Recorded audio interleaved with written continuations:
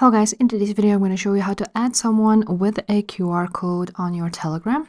This tutorial will be quick and simple. Just make sure to subscribe to this channel and leave a like on this video. Now, the first things first, the person you want to add with QR code on Telegram needs to send you their QR code.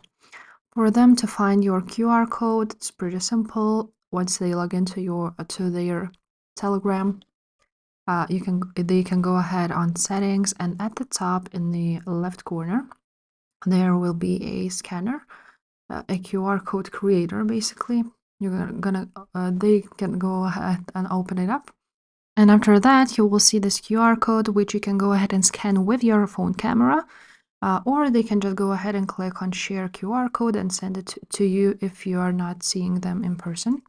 After that, they can just send it to you, to your mail or to your Telegram straightly. And you can even save it to your photos of your iPhone or Android. And now once you will have it on your photos, you can go ahead and just hold with your finger on the QR code, just like so. And now this will pop up and you can just go ahead and open it on Telegram, and this will automatically add your friend to your contacts. If this video was helpful, make sure to subscribe and I will see you next time. Bye.